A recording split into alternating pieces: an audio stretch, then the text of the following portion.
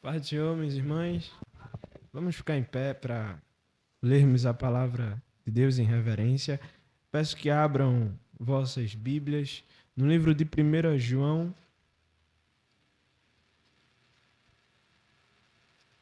Fica lá no final, pouco antes de Apocalipse. 1 João, capítulo 1. E eu queria ler com os irmãos o versículo 7.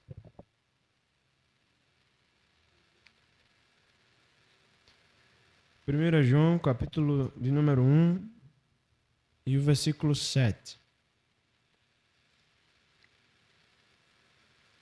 Diz assim a palavra de Deus: Porém, se andarmos na luz, como Ele na luz está, temos comunhão uns com os outros, e o sangue de Jesus Cristo, seu Filho, nos purifica de todo pecado. Repita após mim: e o sangue de Jesus Cristo, seu Filho, nos purifica de todo pecado. Amém. Podeis sentar. Essa epístola foi escrita pelo próprio João, que também escreveu o Evangelho segundo João, e era um discípulo íntimo de Jesus. Era aquele discípulo amado pelo qual declinava a sua cabeça sobre o peito de Jesus e ouvia a batida do seu coração. Ele começa o versículo dizendo que se andarmos na luz, como Ele na luz está, temos comunhão uns com os outros. E é importante dizer que aqueles que não têm comunhão, que vivem em briga, em dissensões, em grupos na igreja, é porque falta andar na luz de Jesus. Quando Cristo nos ilumina, Ele nos deixa claro que o caminho que Ele deseja para nós é um caminho de comunhão uns com os outros. Mas o verso que me chama a atenção, ou melhor, a parte do verso que eu quero trazer como reflexão, é a segunda parte, que repetimos aqui. O sangue de Jesus Cristo, seu Filho, nos purifica de todo pecado. Repita após mim: há poder no sangue de Jesus. Oh, glória a Deus! No livro de Gênesis, capítulo 4, versículo 10, encontramos a primeira morte, suicídio na Bíblia, acontecido entre dois irmãos. E quando esse ato acontece entre Caim e Abel, se os irmãos pararem para meditar, a expressão que está registrado é que a voz do sangue clamava desde a terra. O Senhor chama Caim e diz: Caim, a voz do sangue do teu irmão clama a mim. E a primeira coisa que eu entendo em relação às características do sangue é que o sangue fala. O sangue tem voz. Em Gênesis capítulo 9 e versículo 4, diz a expressão: a carne, porém, com o seu sangue não comerás. Nesse verso, o Senhor deixa claro uma orientação dizendo que não deveriam comer, ou melhor, não deveriam beber nenhum tipo de sangue animal nem humano, porque o sangue é vida. Além do sangue ter voz, o sangue também é vida. A outra coisa que eu aprendo está no capítulo 37, versículo 22 de Gênesis, que fala dizendo acerca do sangue, que o sangue também é livramento.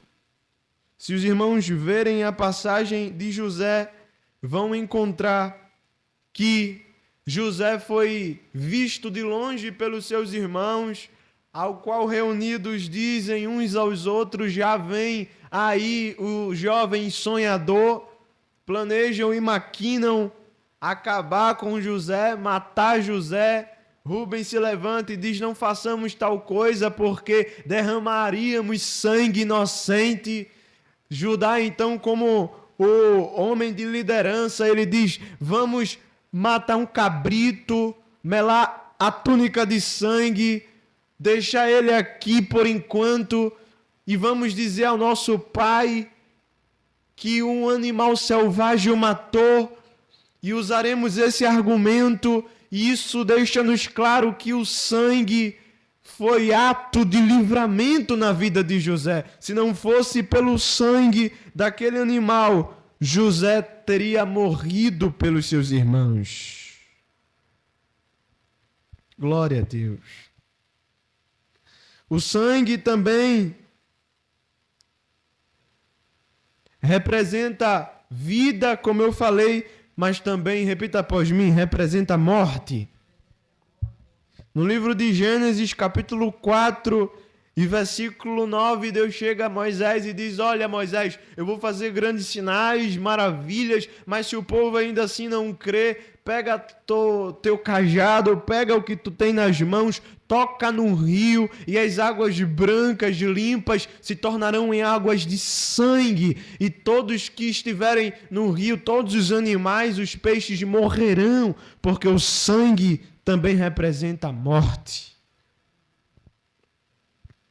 O sangue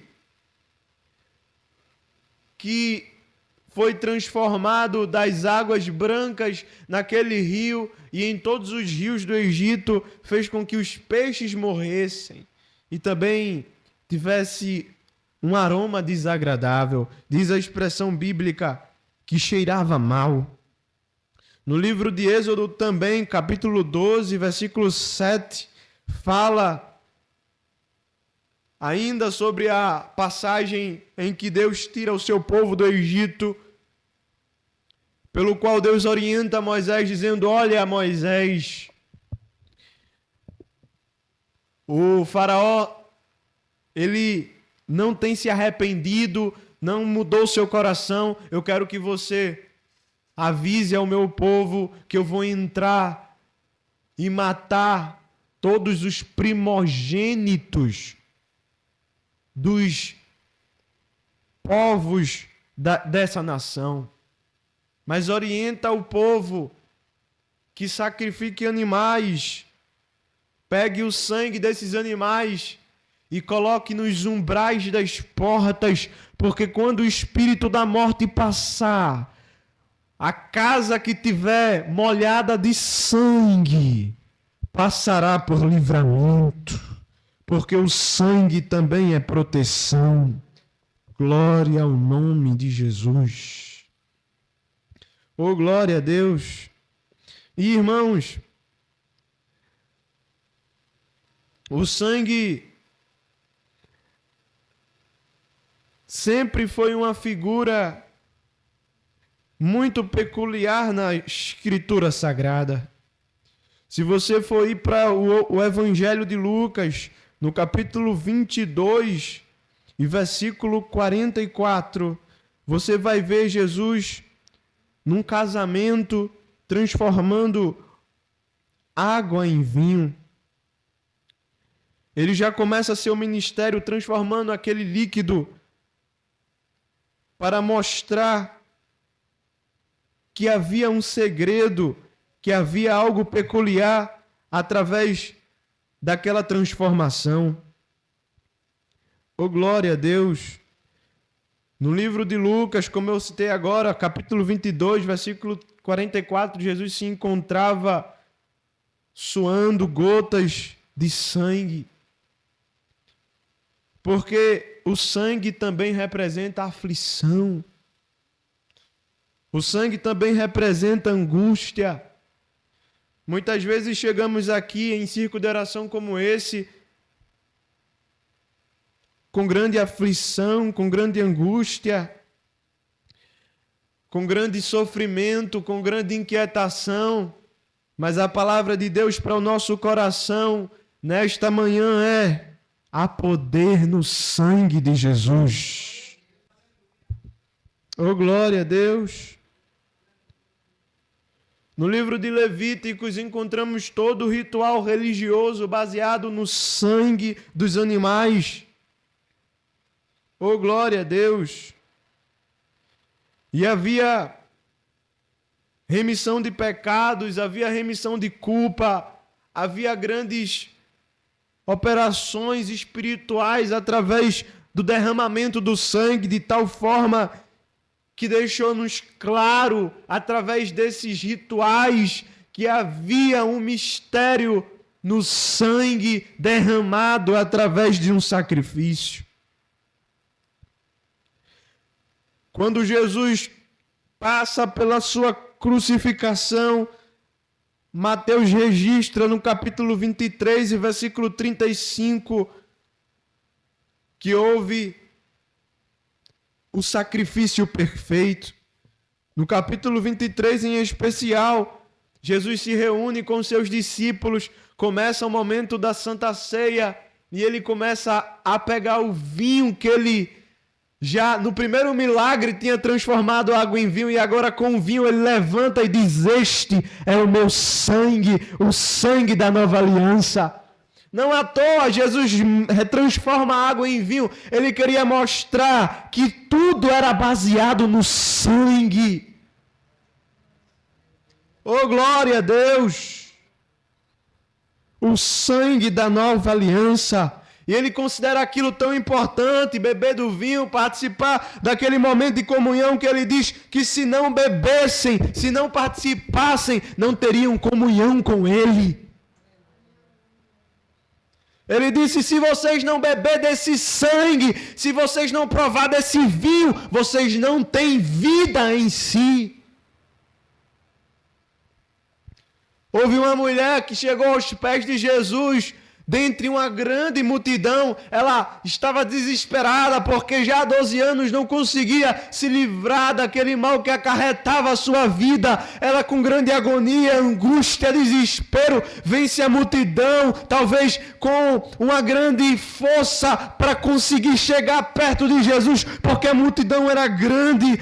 O mal que lhe perseguia era um fluxo que corria sangue pelo seu corpo. Ela não conseguia ser curada. Quando ela toca nas vestes de Jesus, quando ela começa a tocar naquele vestuário santo, a Bíblia fala, está escrito que ela foi totalmente curada. Jesus para aquela multidão e começa a dizer: quem foi que me tocou? Ah, Jesus, a multidão está te perseguindo, está aqui grande, perplexa, te apertando, está grandemente te acolhendo, e o Senhor pergunta: quem me tocou? Jesus responde: quem foi que me tocou? Porque eu senti que de mim saiu virtude. Eu entendo que o milagre que aconteceu foi um milagre de sangue.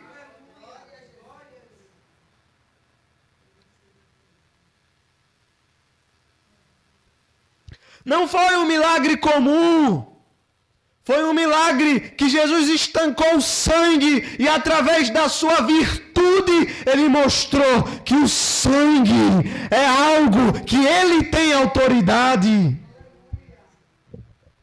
Até no sangue ele tem poder.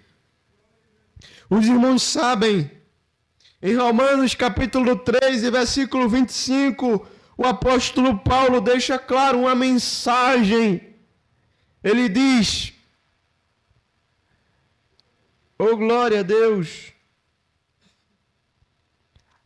Ele fala, quando narra sobre a justiça de Cristo, ele diz: ao qual Deus o Pai propôs para propiciação pela fé no seu sangue, para demonstrar sua justiça pela remissão dos pecados dantes cometido sob a paciência de Deus. Deus estava dizendo: o sangue de Jesus é poderoso para remir o pecado do homem. Pode ser tão grande como uma montanha, mais alto do que um monte. O sangue de Jesus é capaz de remir, de lavar. Oh, glória ao nome do Senhor. O sangue tem voz, é vida, é morte, é livramento, é proteção, é aflição. Mas eu quero concluir dizendo que o sangue também é salvação. Oh, glória a Deus! Em Hebreus capítulo 9, versículo de número 22, o escritor aos Hebreus diz: sem derramamento de sangue não há remissão de pecados. Fique de pé se possível. O escritor que escreveu a carta aos Hebreus estava dizendo, ele precisava derramar o seu sangue para trazer as irmãs na quinta pela manhã, a fim de remir os pecados de cada uma delas. Em 1 Pedro capítulo 1, versículo 18 e 19, Pedro fala, sabendo que não foi por meio de coisas corruptíveis, como ouro e prata. Oh, glória a Deus! Oh, glória a Deus! Que fostes comprado. E ele continua dizendo, mas, oh, glória, mas foste resgatado, que foste resgatado da vossa vã maneira de viver, que por tradição recebeste de vossos pais, mas, ele continua dizendo no versículo 19, com o precioso sangue de Cristo, como de um cordeiro imaculado e sem mancha, oh glória, o qual na verdade em outro tempo foi conhecido antes da fundação do mundo, mas manifesto nestes últimos tempos, por amor de vós. Oh, glória a Deus! O sangue de Jesus tem poder, minhas irmãs, meus irmãos. Em Apocalipse capítulo 12, versículo 11, na visão da mulher e do dragão, quando João escrevendo, ele narra dizendo que viu, oh glória, um povo incontáveis como a areia do mar. E ele começa dizendo sobre o povo, escrevendo e diz que eles venceram pelo sangue do Cordeiro. Oh glória a Deus! Feche seus olhos, levante a mão e diga, há poder no sangue de Jesus. Continue com seus olhos fechados, porque nesta manhã, se o Senhor quer ministrar uma palavra ao teu coração, Ele te trouxe aqui para te dizer, através do sangue, tu vai fazer grandes coisas. Alguém vai se levantar e tu vai dizer, está repreendido debaixo do sangue de Jesus. Ele te diz nesta manhã, o segredo não é tua voz alta, o segredo não é a tua entonação de voz, o segredo não é o teu conhecimento, o segredo é o sangue de Jesus Cristo. Há poder no sangue de Jesus, há poder sim, força e vigor neste sangue. Oh glória! Oh glória, há poder, sim, no bom Salvador, ó confia-nos. Vamos de novo cantar. Há poder, sim, força e vigor